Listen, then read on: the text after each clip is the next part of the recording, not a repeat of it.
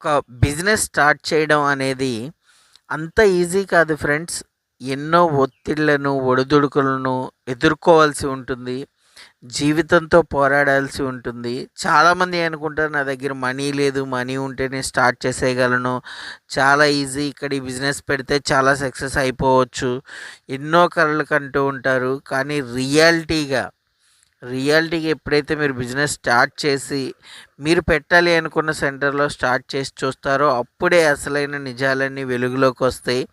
అసలు బిజినెస్ ఎలా జరుగుతుంది, కస్టమర్స్ మన దగ్గర ఎలా ఆకట్టుకోవాలి, వాళ్ళు ఎలా వస్తారు, మనకి ఎంత బిజినెస్ అయితే ఎంత ప్రాఫిట్ వస్తుంది, మిగిలిపోయిన ఫుడ్ని మనం ఎలా వేస్టేజ్ని ఎలా ఇది చేసుకోవాలి అనేది చాలా సబ్జెక్ట్ ఉంటుంది ఫ్రెండ్స్.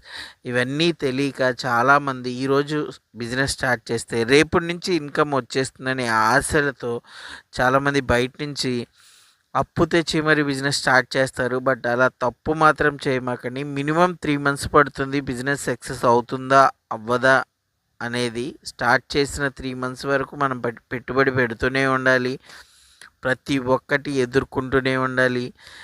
ప్రతి ఒక్క ఫెయిల్యూర్ నుంచి సక్సెస్ని ఎలా ముందుకు నడపాలి అనేది నేర్చుకుంటూనే ఉండాలి. ఈ వీడియో కనుక మీకు నచ్చినట్లయితే లైక్ చేయండి, షేర్ చేయండి, సబ్స్క్రైబ్ చేయండి.